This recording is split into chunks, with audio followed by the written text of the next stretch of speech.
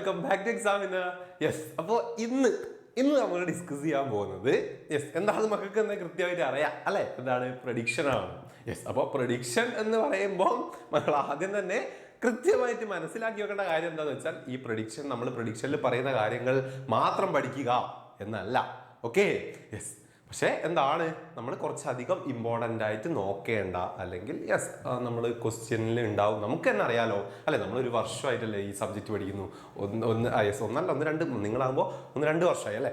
അപ്പോൾ ഈ 2 വർഷം കൊണ്ട് മക്കൾക്ക് ഒരു ഐഡിയ ഉണ്ടാവും, ഇതിൽ നിന്നും ഇന്നത് ചോദിക്കാൻ ചാൻസ് ഉണ്ട് എന്നൊക്കെ ഉള്ളത് കൃത്യമായിട്ട് മക്കൾക്ക് തന്നെ അറിയാം. അതിപ്പോൾ എന്ത് കാര്യം ചെയ്യുമ്പോൾ മക്കളായാലും സാറായാലും എന്താണ് നമ്മളൊരു പ്രഡിക്ഷൻ, നമ്മുടെ മനസ്സിൽ എന്താണ് കുറേ എക്സ്പെക്ടേഷനും കാര്യങ്ങളൊക്കെ ഉണ്ടാവും. അതിനനുസരിച്ച് നമ്മൾ കുറേ പ്ലാൻ ചെയ്യും അല്ലേ. അപ്പം മക്കളെല്ലാവരും അങ്ങനെ ചെയ്ത് വെച്ചിട്ടുണ്ടാവും കുറേ കാര്യങ്ങൾ. അതേപോലെ സാറ് മക്കളെ പഠിപ്പിക്കുന്നല്ലേ, അപ്പൊ സാറും എന്താണ് കുറെ കാര്യങ്ങളൊക്കെ പ്രെഡിക്റ്റ് ചെയ്തിട്ടുണ്ട്. അപ്പൊ അത് ഒന്ന് മക്കളായിട്ട് എന്താ ഷെയർ ചെയ്യുക. അതിനാണ് സാറ് വന്നിട്ടുള്ളത്. ഓക്കെ, അപ്പം ഇനിയിപ്പോ എന്താണ് മക്കള് പ്രെഡിക്റ്റ് ചെയ്ത് വെച്ചിട്ടുള്ളത് അല്ലെങ്കിൽ എക്സ്പെക്ട് ചെയ്തിട്ടുള്ളത് കാര്യങ്ങൾ, പ്ലാൻ ചെയ്തിട്ടുള്ള കാര്യങ്ങളിൽ സാറ് പറയുന്നത് ഇല്ലെങ്കിൽ മക്കൾ എന്താക്കുക, അതും കൂടെ ആഡ് ചെയ്യുക. ഓക്കെ, എന്നിട്ട് അതിനനുസരിച്ച് എന്താക്കുക, മക്കൾ പഠിക്കുന്ന കാര്യത്തിലൊക്കെ പ്ലാനിങ്ങും കാര്യങ്ങളൊക്കെ കൃത്യമായിട്ട് ചെയ്യുക. അതേപോലെ എന്താണ് കണ്ടൻസ് കൂടുതൽ ആഡ് ചെയ്യാം. Okay, ready? യെസ്. അപ്പം നമുക്ക് നോക്കാം അല്ലെ, നമുക്ക് കൃത്യമായി നോക്കാം. ഇനിയിപ്പോൾ മക്കൾ പ്രെഡിക്റ്റ് ചെയ്ത് തന്നെയാണോ സാറും പ്രെഡിക്റ്റ് ചെയ്തത് എന്ന് നമുക്കൊന്ന് നോക്കാം അല്ലെ. യെസ്. അപ്പോൾ ഫസ്റ്റ് തന്നെ സാറ് പ്രെഡിക്റ്റ് ചെയ്ത് നമുക്ക് ഈ പ്രാവശ്യം ക്വസ്റ്റ്യൻ നമുക്ക് കൃത്യമായിട്ട് പഠിക്കേണ്ടത് അല്ലെങ്കിൽ വരും എന്ന് ഉറപ്പുള്ള ഒരു ഐറ്റമാണ് ഏത്, ഇതാ നമ്മുടെ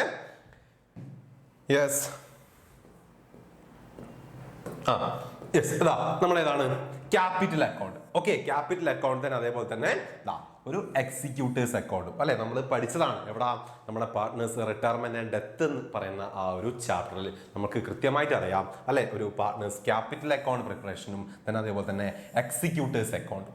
ഓക്കെ, അപ്പോൾ ഈ ക്വസ്റ്റ്യൻ സാർ പ്രെഡിക്റ്റ് ചെയ്യുന്നുണ്ട്. മക്കളും എന്താണ് കൃത്യമായിട്ട് പഠിച്ച് മനസ്സിലാക്കി വെക്കുക. മക്കൾക്ക് അറിയണ്ടാവും അല്ലെ, നമുക്ക് എന്താണ് കുറച്ച് 4 ചാപ്റ്ററാണ് മെയിനായിട്ട് ഫോക്കസ് ചെയ്യാനുള്ളത്. അപ്പൊ അതിന് എന്തെല്ലാം വരും എന്നുള്ളത് കൃത്യമായൊരു കാൽക്കുലേഷൻ മക്കൾക്ക് ഉണ്ടാവും. പക്ഷെ എന്താക്കുക, ഏത് സുനിലല്ല, അത് ജസ്റ്റ് ഒരു പേര്. ഓക്കെ, എന്താണ് ക്യാപിറ്റൽ അക്കൗണ്ട് തന്നെ അതുപോലെ തന്നെ പാർട്ട്നേഴ്സ് എക്സിക്യൂട്ടീവ്സ് അക്കൗണ്ട്. ഇത് രണ്ടും കൃത്യമായിട്ട് മക്കള് മനസ്സിലാക്കി വെക്കണം, പഠിച്ചിരിക്കണം.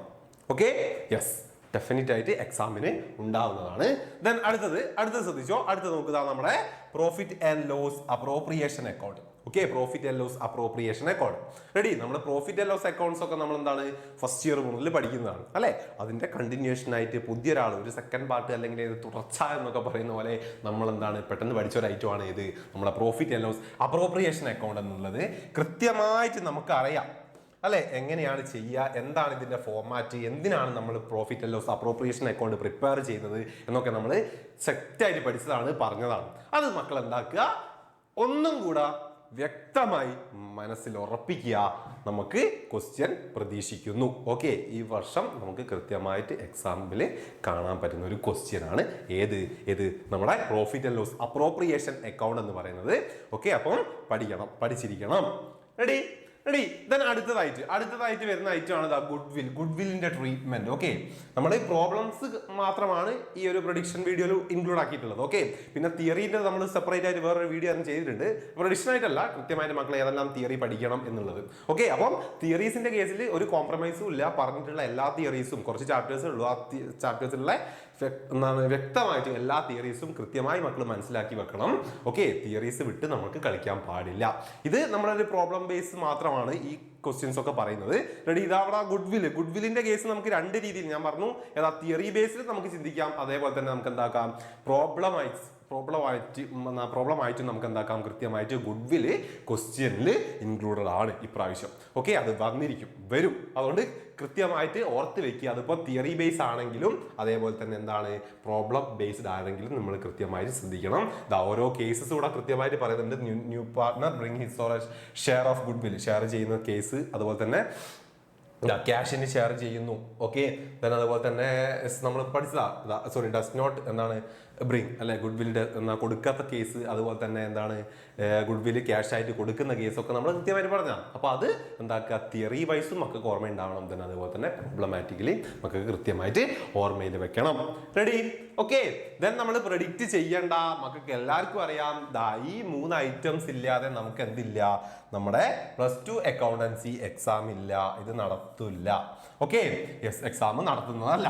റെഡി? അപ്പോൾ ഇത് മൂന്നും ഇല്ലാതെ നമുക്കൊരു എക്സാം ഉണ്ടാവില്ല എന്ന് മക്കൾക്ക് തന്നെ കൃത്യമായിട്ട് അറിയാം. പക്ഷെ ഇതിൽ നമ്മൾ ഇവിടെ ശ്രദ്ധിക്കണം, റീവാലുവേഷൻ അക്കൗണ്ട് നമ്മൾ രണ്ട് രീതിയിൽ പഠിക്കുന്നുണ്ട് അല്ലേ?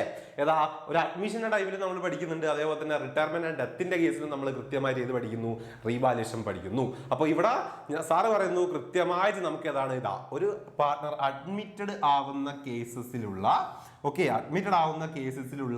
റീവാലുവേഷൻ അക്കൗണ്ട് ആണ് മക്കൾക്ക് ഇത്തവണ എന്താണ് എക്സാമിന് ഉണ്ടാകാൻ പോകുന്നത്. ഏതാണ്? അഡ്മിഷന്റെ ടൈമിലുള്ള റീവാലുവേഷൻ അക്കൗണ്ട് ആണ്. അപ്പം നമുക്ക് അറിയാം അവിടെ വരുന്ന അഡ്ജസ്റ്റ്മെന്റ് ചേഞ്ച്, അതുപോലെ തന്നെ എവിടെയാണ് റിട്ടയർമെന്റ് ആൻഡ് ഡെത്തിന്റെ കേസിലും വരുന്ന ആ ഒരു ചേഞ്ചസ് അല്ലെ? എന്താണ് ഗുഡ് വില്ലിന്റെ ഷെയറിംഗ് ആയാലും അല്ലെ, യെസ്, അത് അതിന്റെ എന്താണ് റീവാല്യൂ ചെയ്തത് നമ്മൾ ഷെയർ ചെയ്യുന്ന കേസസ് ഒക്കെ എന്താണ് രണ്ട് കേസിലും, അഡ്മിഷന്റെ കേസിലും അതുപോലെ തന്നെ റിട്ടയർമെന്റ് ആൻഡ് ഡെത്തിന്റെ കേസിലും വ്യത്യസ്തമാണ് അല്ലെ? യെസ്. അതുപോലെ തന്നെ അതിൽ ഗുഡ് വില്ലിന്റെ കാൽക്കുലേഷൻ, പ്രോഫിറ്റ് ഷെയറിംഗ് റേഷ്യോ നമ്മൾ കാൽക്കുലേറ്റ് ചെയ്യുന്നതൊക്കെ വ്യത്യസ്തമാണ്. അപ്പൊ അത് കൃത്യമായിട്ട് മക്കൾക്ക് ഓർത്ത് വെക്കുക.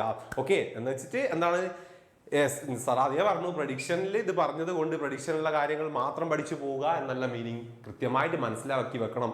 ഇപ്പോൾ അഡ്മിഷന്റെ കേസിലുള്ളത് മക്കൾ എന്തായാലും ക്വസ്റ്റ്യനിൽ ഉണ്ടാവും എന്ന് സാർ പറയുന്നു അല്ലെ? അപ്പോൾ എന്ന് വെച്ചിട്ട് എന്താണ് നമ്മളുടെ റിട്ടയർമെന്റ് ഡെത്തിന്റെ കേസിലുള്ള റീവാലുവേഷൻ അക്കൗണ്ട് മക്കൾ പഠിക്കാതെ പോകാൻ പാടില്ല. ഓക്കെ, അതും കൃത്യമായിട്ട് മക്കൾക്ക് ഓർമ്മയുണ്ടാവണം, പഠിച്ചിരിക്കണം. റെഡി? അപ്പോൾ സാർ പ്രഡിക്റ്റ് ചെയ്യുന്നത് ഈ പ്രാവശ്യത്തെ ക്വസ്റ്റ്യനിൽ ഏതാണ്, നമ്മുടെ അഡ്മിഷന്റെ കേസിലുള്ള റീവാലുവേഷൻ അക്കൗണ്ട് ആണ് ഉണ്ടാവുക എന്നുള്ളതാണ്. റെഡി? അപ്പോൾ ഇത്രയാണ് പ്രോബ്ലമാറ്റിക്കലി നമ്മൾ ഈ പ്രാവശ്യം കൃത്യമായിട്ട് നോക്കേണ്ടത് എന്നാണ് സാറ് പ്രഡിക്റ്റ് ചെയ്ത് വെച്ചത്. ഇത് മക്കൾ പ്രഡിക്റ്റ് ചെയ്ത് വെച്ചതും അല്ലെങ്കിൽ മക്കളുടെ പ്ലാനുമായിട്ട് ഒന്ന് കമ്പയർ ചെയ്യാം, എന്നിട്ട് സ്റ്റഡി പ്ലാനിങ്ങിലേക്ക് ആഡ് ചെയ്യേണ്ടതാണെങ്കിൽ ആഡ് ചെയ്യാം. ഓക്കെ, യെസ്, ആഡ് ചെയ്യണം എന്ന് തന്നെയാണ് സാറ് പറയുന്നത്. കൃത്യമായിട്ട് പഠിക്കുക, എല്ലാ കാര്യങ്ങളും നന്നായിട്ട് നമുക്ക് എക്സാം എഴുതണം. ഓക്കെ, യെസ്, നമുക്ക് വീണ്ടും കാണാം പുതിയൊരു വീഡിയോ ആയിട്ട്. അതുവരെ ബൈ.